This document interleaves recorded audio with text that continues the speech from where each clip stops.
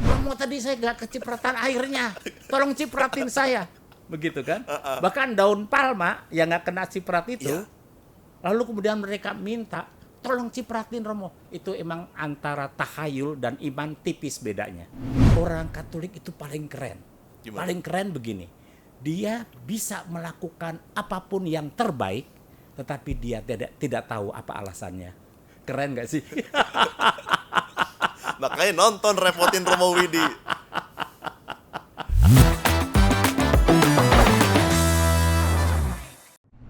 Pagi, siang, malam. Hari ini kita akan repotin seseorang yang berbeda. Orang ini udah, yang pasti dari gereja Regina Coeli juga ya. Regina Coeli udah berada di sana selama 8 tahun dan salah satu orang yang berkontribusi sangat banyak untuk ruang adorasi kita. Yang masih belum tahu bisa cari di bawah di dekat parkiran. Itu tempat paling enak buat nongkrong bareng Tuhan Yesus. Terus orang ini juga beda jauh dengan gua. Dia itu seorang veteran, udah melewati Perang Dunia Pertama, Perang Dunia Kedua, dan sebagainya. Dan dibanding dia, gue cuman zigot, cuman fetus. Dan inilah dia, Romo Widi. Yes. Selamat jumpa di podcast Regina Coeli. Repot, ya bener. Gak repot lah, cuma ngabisin waktu aja. Yang penting habis ini kita makan-makan dulu. Pasti. Nah, Romo Widi, thank you udah datang, udah sisain waktu. Of course, kita pastinya terima masukan banyak dari podcast sebelumnya. Oke. Dan kita pengen secepat mungkin katanya, pengen sepadat mungkin podcastnya. Boleh. Tapi sebagai introduction mungkin Romo Widi bisa sharing what do you think about this platform? Kira-kira oke gak tempatnya ini buat sarana podcast kita? Sangat oke, biarpun kita kalau punya sendiri kan lebih keren ya, RC. Setuju, Jadi bisa menjadikan pewartaan itu jauh lebih menjangkau umat. Yes, dan gue juga sering kayak, kan kita di Regina Coeli aktif banget, banyak kegiatan, dan menurut gue itu bagus-bagus semua, very insightful. Dan alasan kenapa kita dapat podcast ini biar orang-orang yang nggak ada di acara itu bisa selalu look back into video ini, dan bisa mungkin menjawab pertanyaan-pertanyaan dari teman-teman kita yang atau saudara-saudara kita yang bukan agama Katolik juga ya. Iya, tinggal lihat ini begitu aja. Ya.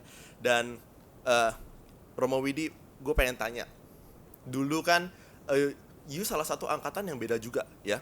Angkatan yang masuk ke dalam seminari setelah lulus SD. Ya, betul. Paling pertama.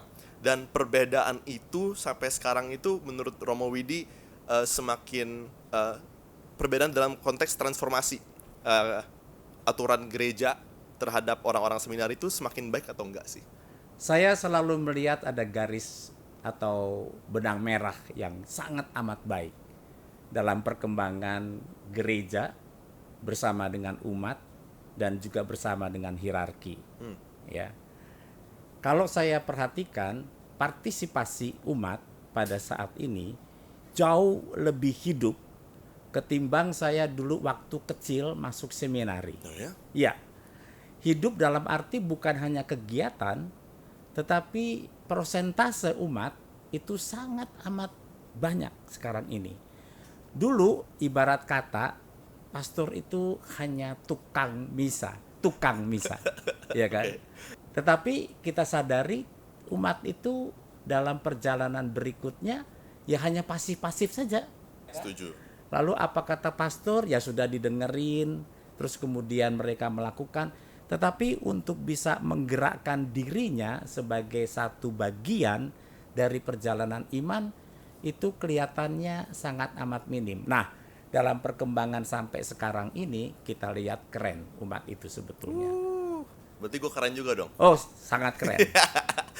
Oke, karena ini lagi hari kerja kita buat podcast loh ya, Romo ya.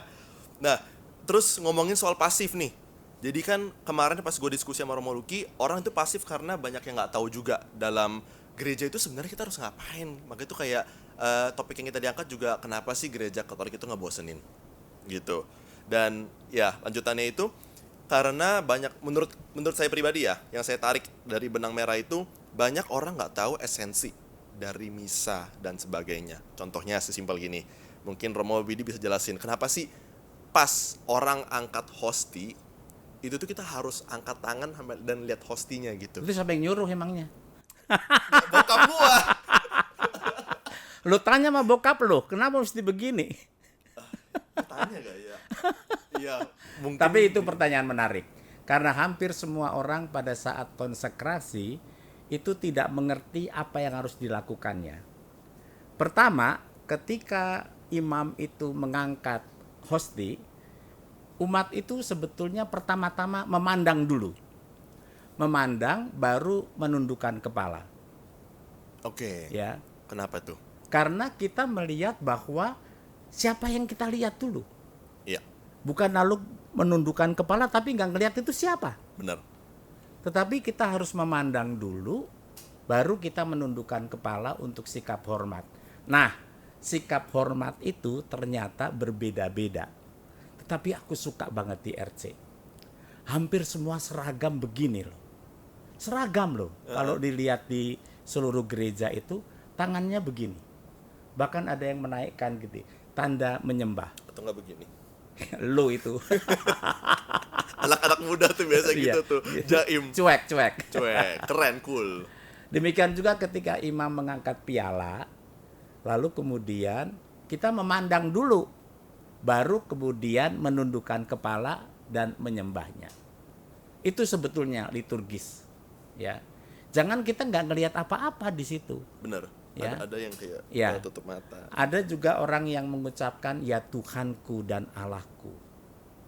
Itu adalah ungkapan yang paling dalam ketika kita menghadapi konsekrasi. Oh, jadi pas diangkat itu anggapnya kayak lihatlah. Iya. Ya, ini kita kayak- melihat inilah Yesus yang aku lihat. Oh, oke. Begitu. Baru kemudian kita menundukkan kepala untuk bersikap menyembah.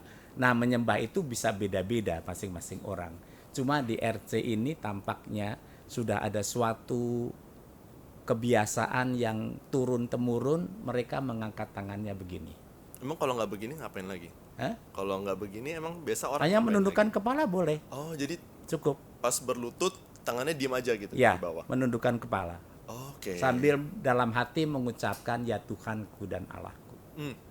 Begitu. Oke, berarti next kita bisa coba pada saat lagi bilangnya apa sih? Itu pada saat komuni ya? Bukan konsekrasi. Konsekrasi. Ini Katolik banget nih. Gak apa-apa, ini representasi asli nih umat kita ya, Romo. Natural. Yang nggak merasa, ya nggak apa-apa, you did good, jangan kayak gua, bagus. Terus perihal, ya itu dia, kita tahu, sekarang kita tahu nih apa yang harus kita ngomong. Terus gue keinget satu lagi pas kalau misalkan seseorang Romo bilang demikianlah Injil Tuhan ya. Pas sebelum bacaan Injil kita ada siapin di dahi, di dagu sama di hati. Itu pasti ada artinya lagi dong. Kenapa nggak buat tanda salib aja? Kenapa Ini harus bukan beda? kalimat demikianlah Injil Tuhan. Itu setelah. Inilah Injil suci menurut Lukas. Ya misalkan. Lalu kemudian umat membuat tanda salib di dahi, di mulut dan di dada. Ya kan? Tanda salib Bapa, Putra dan Roh Kudus pertama-tama harus kita hayati inti iman kita. Bapa, Putra dan Roh Kudus itu inti iman kita. Lalu kemudian ketika kita mendengarkan sabda, itu berarti saya dalam pikiran percaya akan Yesus. Dengan mulut saya ingin mewartakan Oke. Yesus.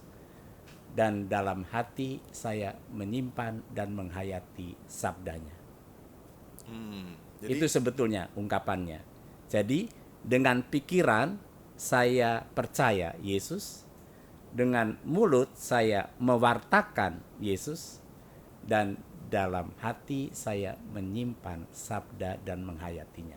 Cakep kan lo? cakep banget. Jadi pas orang ngelakuin, Romo saranin nggak orang biar ngomong itu dalam hati? Atau Sebetulnya harusnya pada waktu mereka sedang pelajaran baptisan, calon baptis, harusnya sudah diterangkan itu. Harusnya. Lu kan Harusnya. nggak pernah pelajaran kan? nggak, belum pernah. Dibaptis dari bayi udah. Memang intinya gereja itu sering lemah dalam berkatekese. Betul, Ya. setuju. Sehingga apa yang harusnya begitu indah tetapi mereka tidak memahaminya. Tapi orang Katolik itu paling keren. Gimana? Paling keren begini. Dia bisa melakukan apapun yang terbaik tetapi dia tidak tahu apa alasannya. Keren gak sih? Makanya nonton repotin Romo Widi. Benar. Makanya gue juga penasaran sama kayak hal ini itu banyak banget yang sampai sekarang orang tanya dan gue sendiri nggak bisa jawab. Gitu. Iya, masalah sederhana ketika Iya. orang datang ke gereja lalu masuk gereja lalu mengambil air suci dan kemudian tanda salib dan mereka hanya melakukan secara rutinitas saja. Iya, benar. Padahal itu inti dari penyegaran dari baptisan kita dulu. Dengan air suci kita dibaptis dalam nama Bapa, Putra, dan Roh Kudus. Amin. Itu menyegarkan kembali tentang baptisan yang telah kita terima. Semacam kalau kita pada waktu Paskah itu pun juga menerima percikan air suci ketika kita membaharui janji baptis. Sebetulnya kan hidup itu selalu harus ada penyegaran, pembaharuan terus-menerus. Ya. Kalau enggak kan kita loyo. Ya. Dan hanya Tuhan yang bisa menyegarkan kita. Dan itu sebenarnya simbolis kan kalau air suci itu. Karena contohnya kita lagi di dalam kursi yang panjang itu di Regina Coeli, terus ada umat yang nggak kena air. Sedangkan dia kayak Iya, katanya. mana air gua. Itu Katanya dia itu kurang puas gitu ya, Iya, kurang lega. benar. Bahkan ada yang datang ke gua, Romo tadi saya gak kecipratan airnya, tolong cipratin saya. Begitu kan? Bahkan daun palma yang gak kena ciprat itu, Iya. lalu kemudian mereka minta, tolong cipratin Romo. Itu emang antara tahayul dan iman tipis bedanya. coba gimana jadi? Harusnya udah Sudah, ikut. berkat itu kan tembus kemana-mana.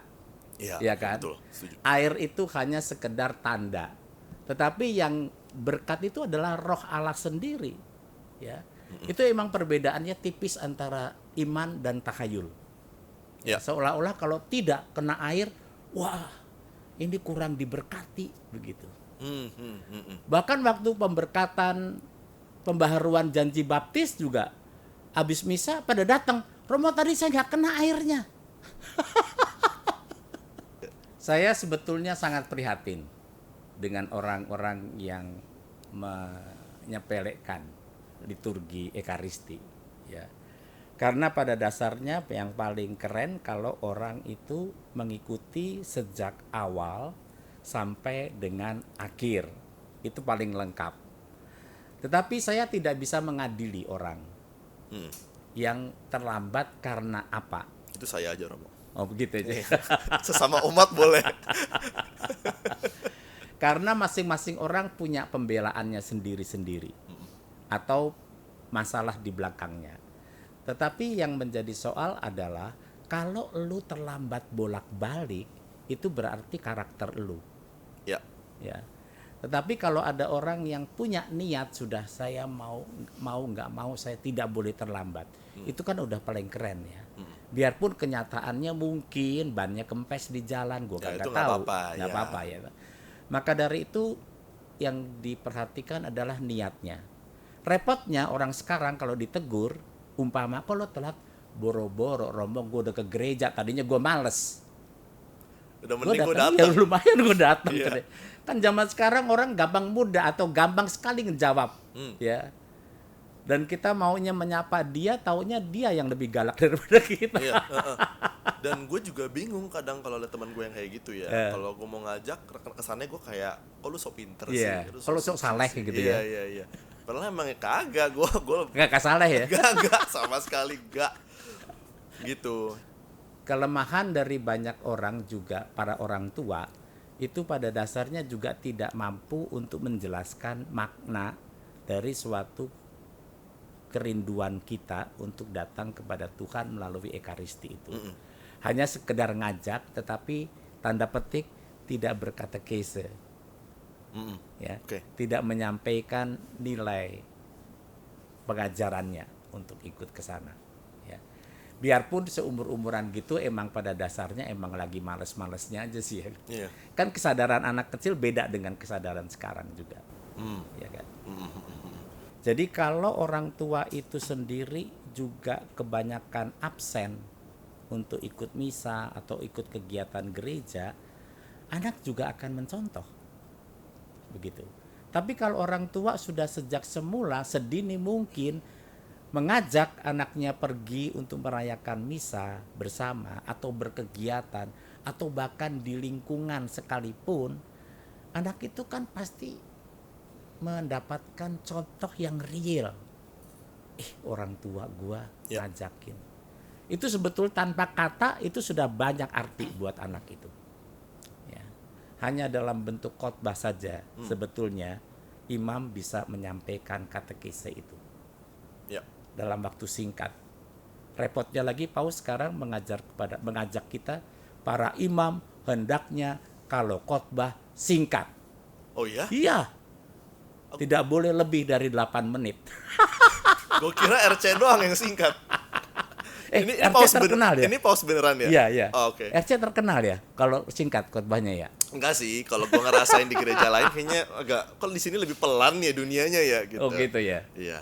Tapi bukan pelan, tapi emang padat sih dan Iya. berisi. Gue suka banget apalagi kalau Roma Widil pas lagi berkhotbah itu banyak ungkit isu-isu yang emang nyata, real.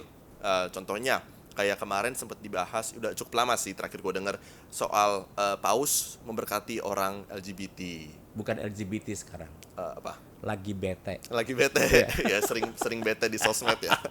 Lagi bete bukan Nah, LGBT. maksudnya kan terus Romo straighten up, dan gue liat di komen tuh pada saat itu juga kemarinnya gue baca dan orang di komentar panas banget. Gue juga ikut emosian liatnya gitu loh. Dan you ngomong kalau pemberkatan itu semua orang layak untuk menerimanya ya. Iya. Bukan disahkan pernikahannya ya, bukan ya? Bukan. Berarti ya. Beda dengan sakramen, ya. Jadi berkat itu bisa diberikan untuk semua orang. Berkat. Nah, yang ditegaskan oleh Paus itu kan berkat, bukan pengesahan dalam sakramen. Iya. Nah, ini yang menimbulkan kesalahpahaman di dalam menerjemahkan arti berkat. Romo Widi kan juga udah ngerasain pada saat perubahan gereja nyampe adanya Konsili Vatikan kedua. Ada perbedaan jauh gak kita di Indonesia pada saat itu sebagai gereja dari sebelum sampai setelah Konsili Vatikan kedua dikeluarin? Konsili Vatikan kedua itu dibuat di Eropa. Tetapi gembanya adanya di Asia, khususnya Indonesia. Karena Eropa tidak bisa mempraktekkan hasil konsili itu. Hasil Konsili Vatikan kedua sebetulnya ingin menyertakan seluruh umat untuk kehidupan menggereja. Oke, benar. Ya. Tetapi kenyataannya di Indonesia bisa dikembangkan, tetapi di Eropa itu tidak bisa. Lu jangan berpikir bahwa di Eropa itu ada dewan paroki, nggak ada. Ketua lingkungan nggak ada itu. Oh, itu harusnya setelah konsili. Iya, itu hasil konsili Oke. sebetulnya. Di Eropa nggak ada itu ketua lingkungan, ketua komsos gitu ya ilah. Apalagi punya kru-kru yang sedemikian banyak begitu. Nggak ada. Jadi memang Konsili Vatikan kedua itu hasil dari Eropa, tetapi mati di Eropa. Oke. Tidak berkembang dan hanya berkembang di Asia, khususnya di Indonesia. Aku tuh masih waktu putra altar di paroki Jalan Malang. Lo tahu Jalan Malang di mana? Di Jogja.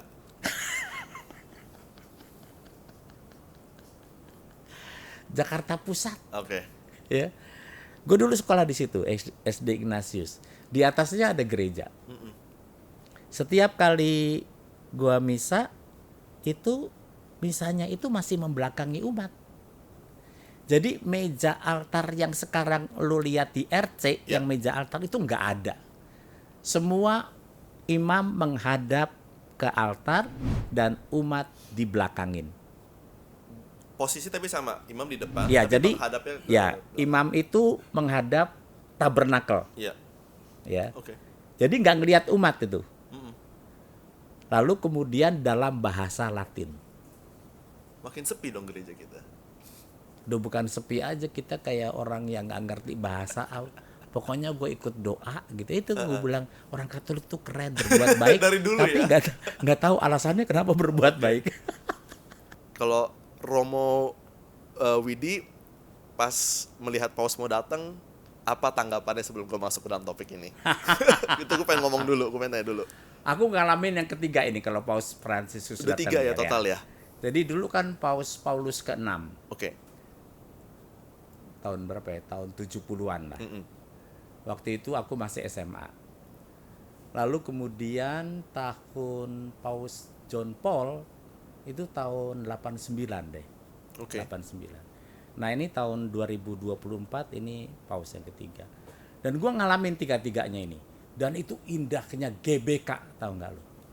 Indahnya GBK. Intinya Gelora Bung Karno pada waktu dijadikan tempat perayaan misa berkumpul dengan Paus. Itu waktu itu gue 2 kali ngeliat tuh ya. Jadi lah mereka itu lu bayangin kan ya, Gelora Bung Karno itu kan segede lingkaran kan ya, lingkaran. Dan pada waktu itu digelapin semua cahaya, lighting Malam digelapin ya. Dan semua umat pakai lilin. Paulus ke-6 tahu nggak lo memberikan kesannya? Saya seperti melihat cincin bercahaya. Jadi semua orang bawa lilin dan itu seluruhnya GBK nyala dalam kegelapan. Dan dia mengatakan, saya melihat cincin dalam kegelapan itu. Dan itu simbol cinta yang tiada habisnya dari awal dan sampai akhir. Dan itulah Yesus. Dan ini pribadi gue pengen tahu Romo, sebelum kita end the discussion, ketika gue berdoa kepada Bunda Maria, itu ada gak perbedaan yang signifikan ketika gue berdoa dengan Tuhan Yesus? Contohnya gue sering dengar orang bilang itu kalau berdoa ke Bunda Maria lebih ke ngomongin soal kekeluargaan, soal keibuan gitu-gitu. Tapi Romo Widi ada pemikiran atau pandangan sendiri yang bisa sharing ke kita?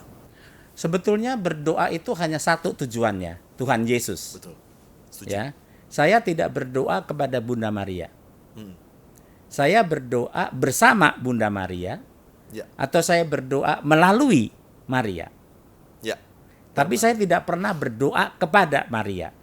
Cuma karena miskinnya bahasa kita, ketika saya datang ke Gua Maria, aku lagi doa nih ke Bunda Maria. Sebetulnya itu kan miskinnya bahasa, karena saya sebetulnya mengatakan saya lagi berdoa melalui Bunda Maria.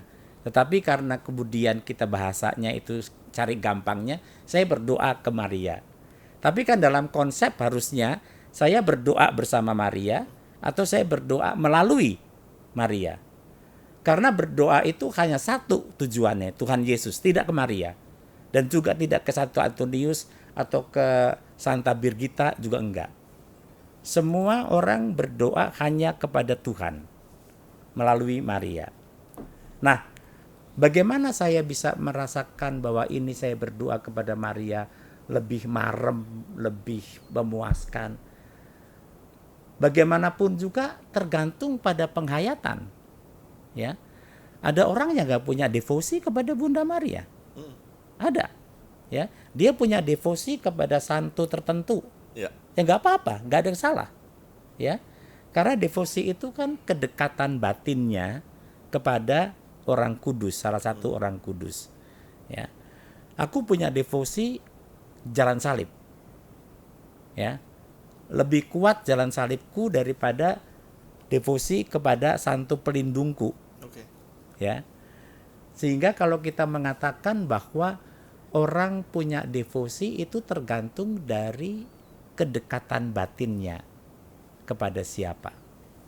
Ada orang yang punya devosi hanya ke Sendang Sono karena dia lebih seneng ya ke Sendang Sono ketimbang dia harus ke Gua Kerep atau ke Gua Ningsih, Sri Ningsih. Ya kan? Ada masing-masing orang punya selera. Bahkan sebuah tempat juga bisa tempat jadi pun devosi ya. Punya devosi.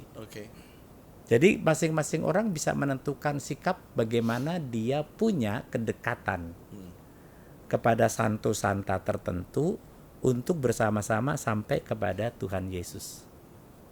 Gitu aja sebetulnya. Dan susah gak buat dapat devosi kayak arah kita sebenarnya kemana. Itu exercise. Exercise. Ya, kalau nggak pernah exercise nggak pernah akan bisa. Oke, Sampai. jangan liatin gue dong Romo. Takut ya gue tagih ya. Oke, Romo Widi, I wish we could talk more. Kita cover banyak banget dan semoga teman-teman di sana di belakang layar ini bisa belajar banyak juga perihal Ekaristi, tentang iman kita sebagai umat Katolik juga. Oh, saya sebetulnya belajar banyak dari umat. Saya itu lebih banyak belajar dari umat ketimbang saya memberi kepada umat. Karena apa?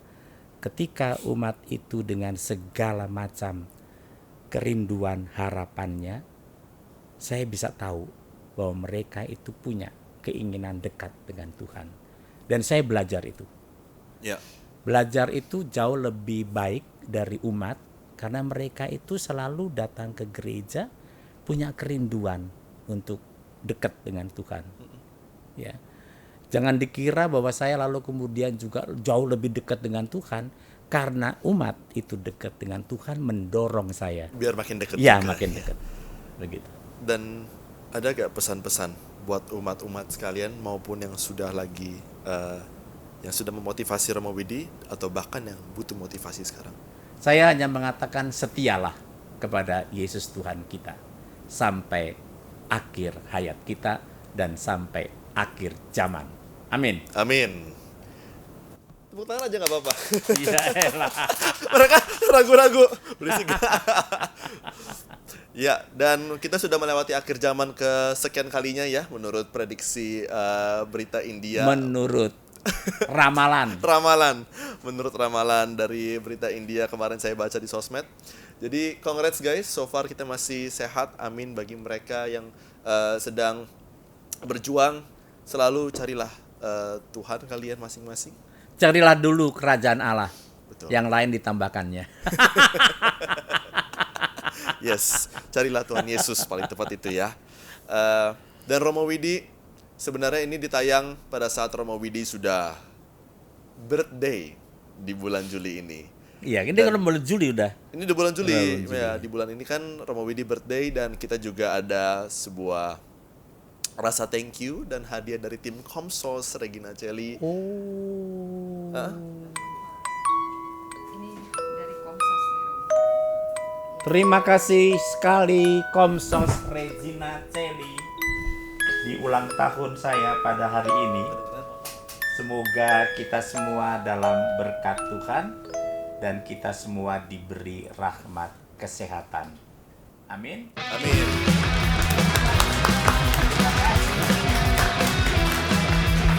Harus sehat.